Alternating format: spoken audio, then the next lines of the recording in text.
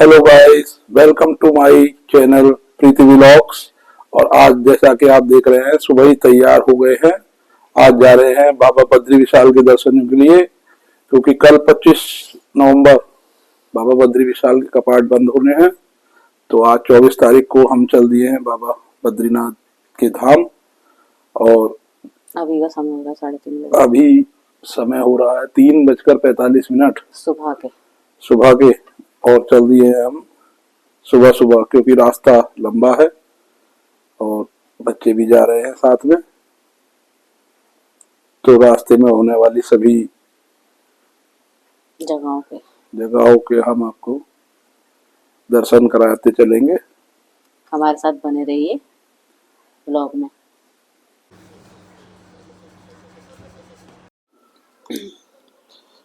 दोस्तों, निकल दिए हैं सुबह सुबह। देखिए, ये है रामनगर स्थित रानीखेत रोड। सुबह से ही बसों का आवागमन शुरू हो जाता है, क्योंकि रामनगर कुमाऊं और गढ़वाल का प्रवेश द्वार कहा जाता है। और सुबह से ही यहाँ काफी चहल पहल पहाड़ को जाने वाले सभी मुसाफिरों की हो जाती है। टैक्सी भी बहुत अत्यधिक मात्रा में जाती है यहाँ से पहाड़ों को।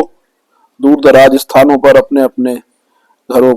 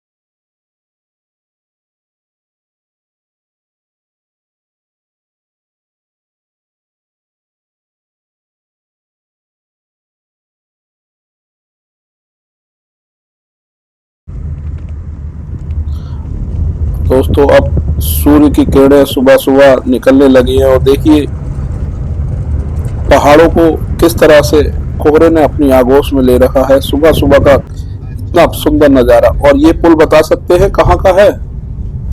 कमेंट बॉक्स में लिखकर जरूर बताएं।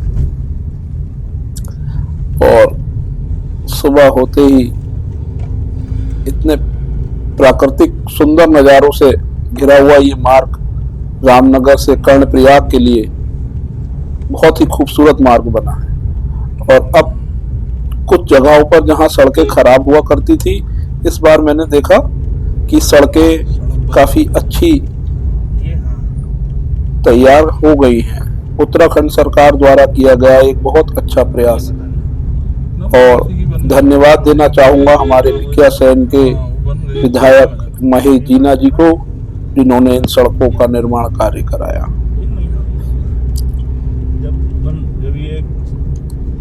सुबह सुबह देखिए, ये भिकिया सैन की मार्केट है। और सुबह भी कोई ऐसी भीड़ तो नहीं है। और ये उससे आगे निकले हैं। देखिए कोहरा कितना, सुबह सुबह कोहरा ऐसा लगता है पहाड़ों में नदी बगल से बह रही है रामगंगा, और उसमें से कोहरा आ रहा। और टेम्परेचर यहाँ माइनस तो नहीं है, 3 डिग्री टेम्परेचर है। अच्छा ठंडा, हवाएं बहुत चल रही है। और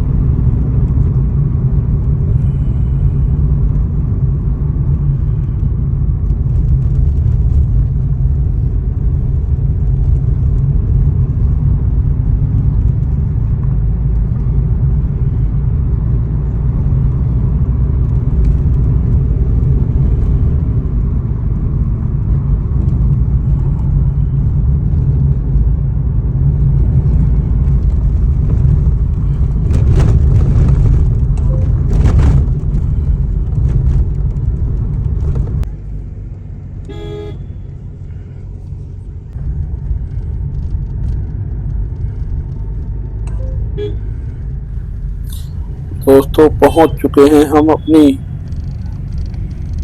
ग्रीष्मकालीन राजधानी गैरसैंण। देखिए किस तरह से खूबसूरत पहाड़ों के बीच में बसा हुआ गैरसैंण कितना सुंदर लग रहा है। और अभी आपको दिखाते हैं हम कि हमारी विधानसभा, ग्रीष्मकालीन विधानसभा जो हमारी यहाँ होती है, ये ऊंचे दूर दराज पर्वतों पर प्रकृति की गोद में शांत वातावरण में अलौकिक गैरसैंण बहुत सुंदर नज़ारे यहाँ के। दोस्तों कभी आइएगा तो गैरसैंण रुकिएगा जरूर, काफी अच्छी जगह है।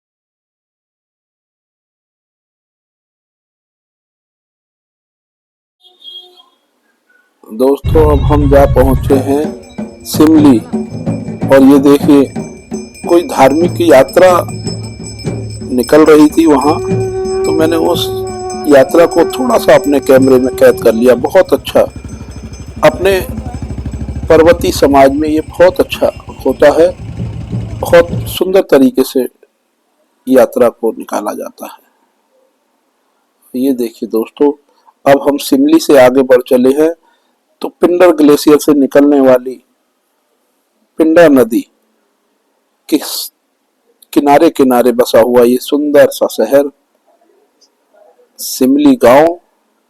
और इससे आगे जब हम पहुंचेंगे तो कर्णप्रयाग, जहां पिंडर नदी और अलकनंदा का संगम होता है।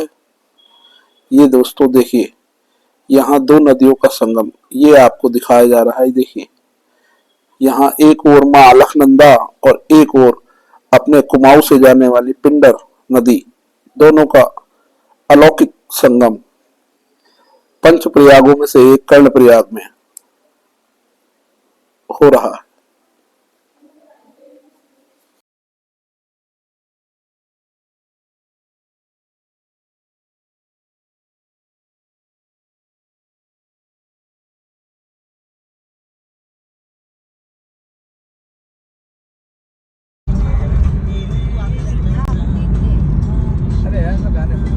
रामनगर से कर्णप्रयाग तक तो सिंगल लाइन ही है, लेकिन कर्णप्रयाग से ऊपर को ये सब 2 लेन 4 लेन बना दिया गया है उत्तराखंड सरकार द्वारा। काफी तेज विकास किया जा रहा है। और दोस्तों आप देख सकते हैं कि सड़कों की हालत काफी अच्छी है। कहीं कहीं लैंडस्लाइड के कारण कहीं कहीं छोटे छोटे 20-50 मीटर के टुकड़े खराब जरूर हैं, लेकिन ऑलमोस्ट सड़क बढ़िया है। और अब सूर्य की किरणें पर्वतों पर पड़ रही हैं तो बस मन को एक नई ऊर्जा सी मिल रही है और सफर का आनंद डबल हो रहा है। दोस्तों मेरा सभी से कहना है कि एक बार बद्रीनाथ धाम की ओर जरूर जाए, बद्रीनाथ जी के दर्शन करके आए। दोस्तों ये देखिए कितना खूबसूरत नज़ारे रास्ते में आपके मन को मोह ले।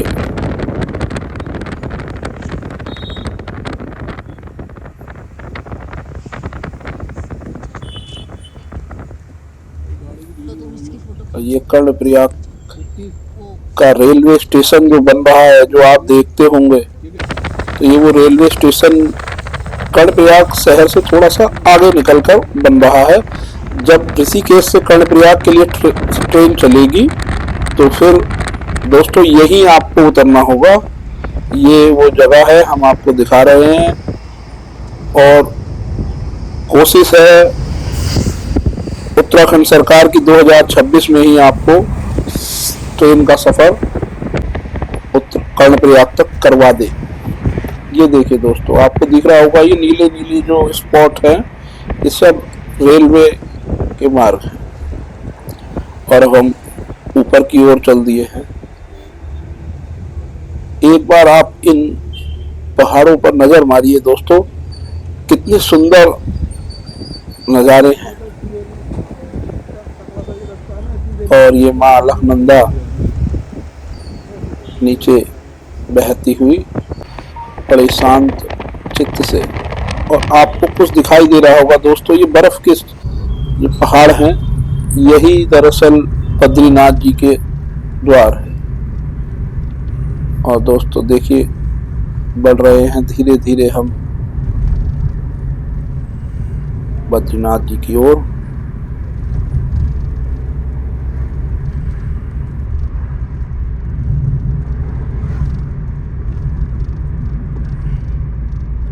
बहुत ऊपर तक का सफर है बेटा, कितनी रोड की बनाएगा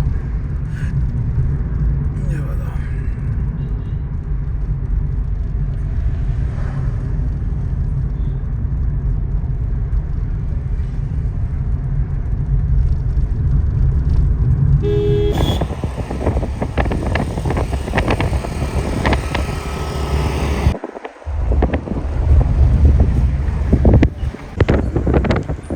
दोस्तों, और अब हम पहुंचने वाले हैं एक और पड़ाव पर अपने। और ये पर्वत श्रृंखला के ऊपर आप एक नजर डालिए कि कितनी सुंदर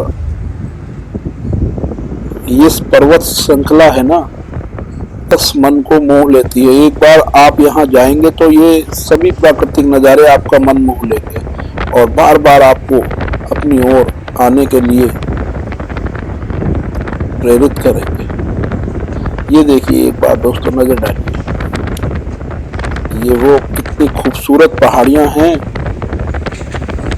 और अब हम ये बद्रीनाथ जी के दुर्गम रास्ते, जिन्हें आपने YouTube चैनलों पर कई देखा होगा, वो कहते हैं मौत का पहाड़। मौत का पहाड़ नहीं कहते हैं, ये सुंदर पहाड़ हैं और इनको इस तरह से यूट्यूबरों को नहीं कहना चाहिए।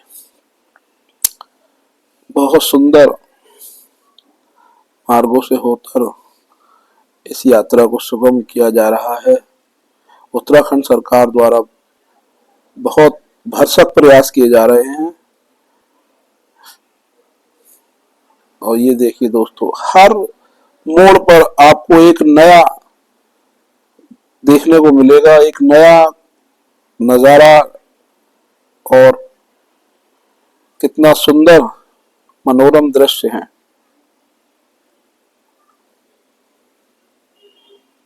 सड़क की तो हालत बहुत बढ़िया है ही।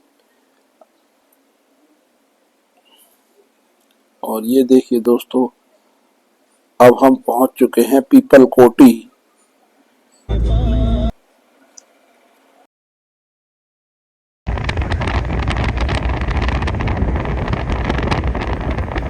दोस्तों अब हम पीपल कोटी से ऊपर की ओर चल पड़े हैं। तो देखिए कितने सुंदर नज़ारे, और पहाड़ तो मानो जैसे जीवित ही हो उठे हैं। और इन्हें देखकर एक मन में नया ऊर्जा का संचार हो जाता है। इन पहाड़ों पर दुर्गम जड़ी बूटियां भी पाई जाती हैं। और ये देखिए हिम्स के पहाड़, जो बर्फ के पहाड़ होते हैं, आपको थोड़े थोड़े नजर आने लग गए होंगे। यही है असली पहाड़। और ये पहुंच चुके हैं अब हम ज्योतिर्मठ। और यहाँ से नीचे उतर रहे हैं। ज्योतिर्मठ से नीचे उतरना, नीचे बहुत उतार है।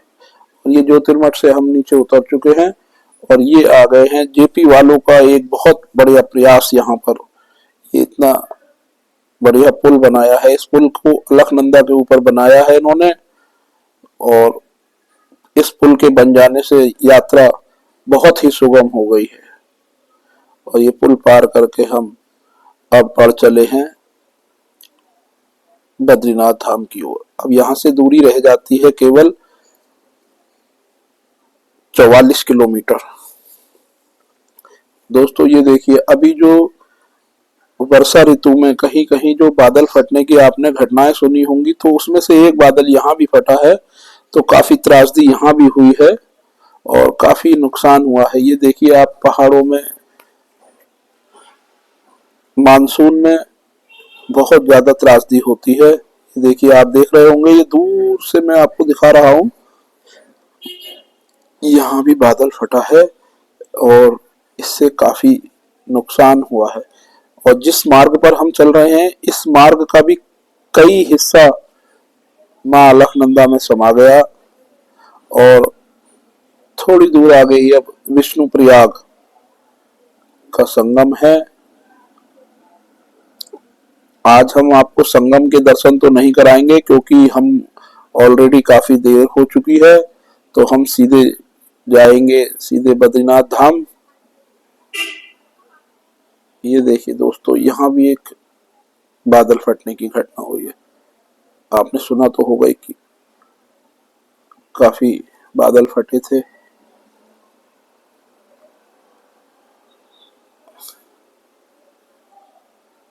ये देखिए दोस्तों, कितना सुंदर मार्ग है और जगह जगह बोर्ड लगे हुए हैं, हमें निर्देशित करते रहते हैं कि कितनी दूर क्या रह गया है। और अब हम ये जा रहे हैं, एक वैली है, ये दो पहाड़ों के बीच में से बनाया हुआ एक रास्ता, और इस सड़क के नीचे बह रही है मां अलकनंदा और साइड साइड से किनारे किनारे, पर्वत के किनारे किनारे रास्ता जा रहा है और बहुत ही सुंदर नजारा, बहुत ही सुंदर रास्ता भी सुंदर है। कभी आप जाएंगे तो आप इसको अपने कैमरे में कैद करके जरूर लाइएगा। ये देखिए दोस्तों, अब यहां से बद्रीनाथ धाम तक हर मोड़ पर एक नया आपको नजारा मिलेगा। सड़कों की हालत काफी अच्छी कर दी गई है। मैं एक बार फिर से भारत सरकार का और उत्तराखंड सरकार का धन्यवाद करना चाहूंगा।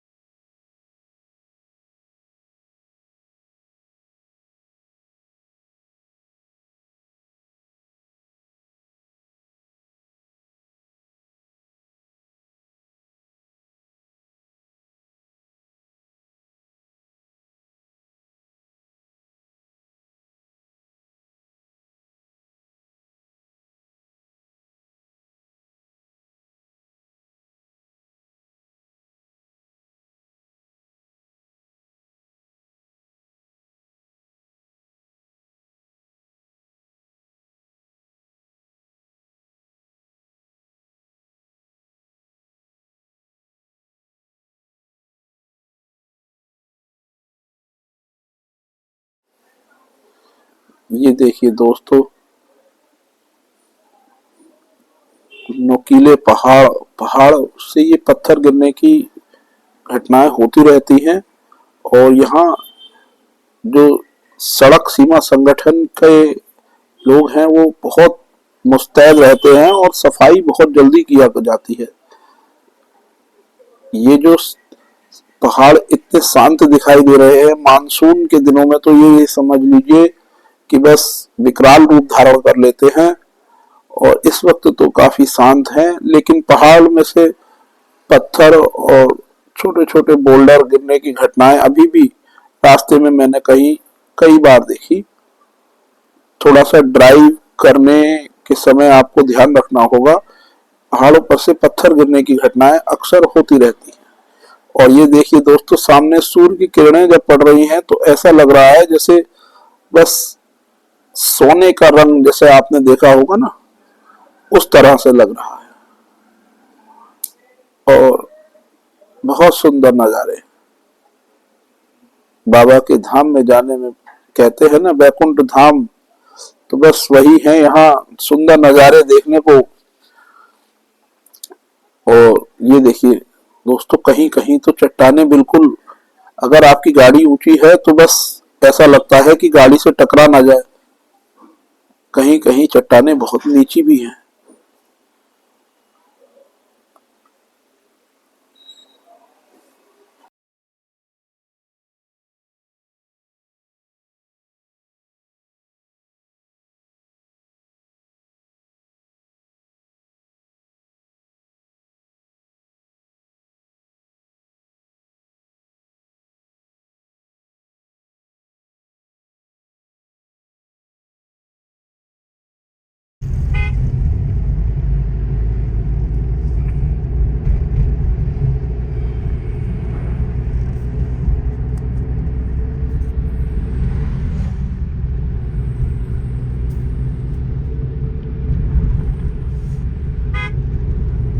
अरे आजा भाई, पाँव पाँव का हो रहा है।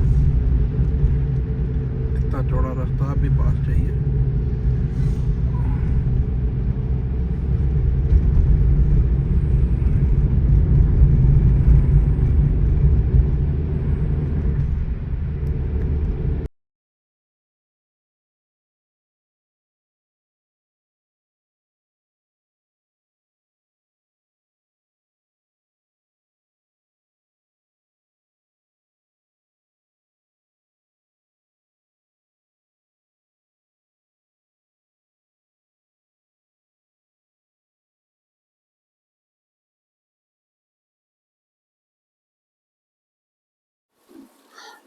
ये देखिए दोस्तों, अभी मैं जब पिछली बार गया था तो ये आप साइड से पुल देख रहे हैं, तो उस पुल से होकर गए थे हम। लेकिन इस बार गए तो ये बीआरओ वालों ने नया एक चौड़ा पुल तैयार कर दिया है, तो इसकी वजह से यात्रा और सुगम हो गई। पहले वहां 10-20 गाड़ियों को रोककर ऊपर से 10-20 नीचे से भेजा कर रहे थे, लेकिन अब आसानी से आ जा रहे। और ये अब हम और ऊपर की ओर आ गए हैं। अब हम आ गए हैं ये हनुमान चट्टी। हनुमान चट्टी से ऊपर चल दिए हैं अब हम। और यहाँ से बाबा का धाम की दूरी कोई ज्यादा नहीं रह जाती, बहुत कम, चंद मिनटों की दूरी पर सिमट कर रह जाती है। और देख रहे होंगे आप, सड़क मार्ग तो बहुत बढ़िया है ही।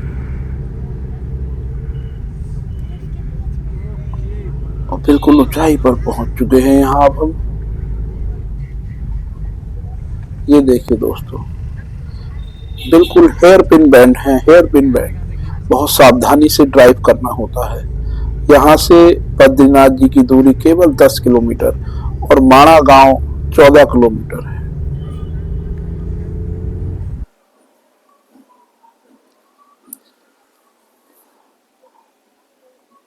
बढ़ गए हैं अब हम और आगे। हर मोड़ पर गुजरने के बाद धाम की और हमारे बीच की दूरी निरंतर कम होती जा रही है। और मन में एक नई जिज्ञासा। देखिए दोस्तों, कितना प्यारा ये नजारा है।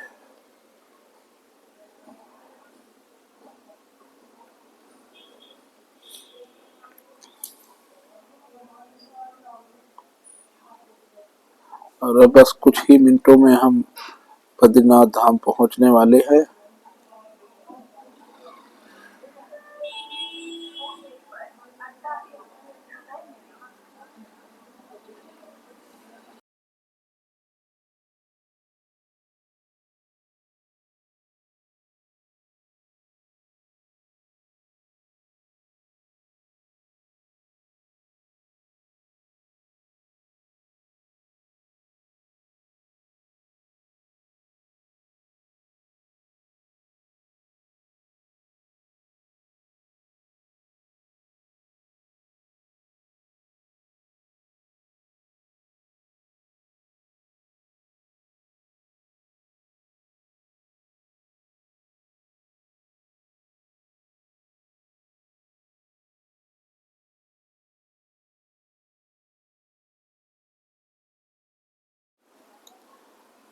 दोस्त, पहाड़ों में चलते समय सारा सावधानी बरतें। देखिए, हम जा रहे थे तब ये एक कोई क्रेटा कार थी जो इन्होंने गलत ड्राइव के कारण नीचे एक नाले में इनकी कार पलटने से बची।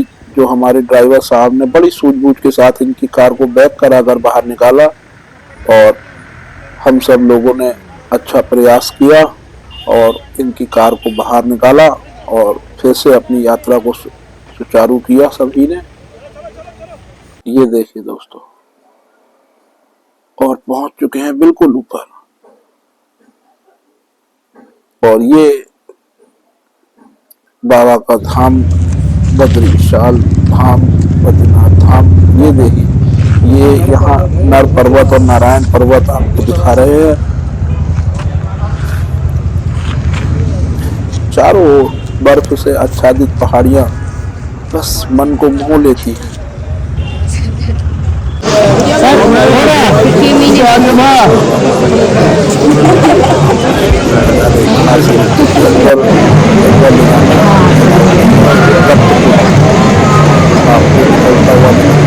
क्योंकि बंद हो रहा है।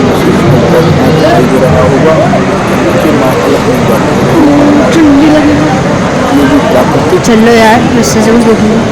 धूप है, धूप अलकनंदा इतनी शीतल जल के साथ बह रही है, उस पर ये गर्म जल का स्रोत। ये बाहर से ही एक फोटो लिया है।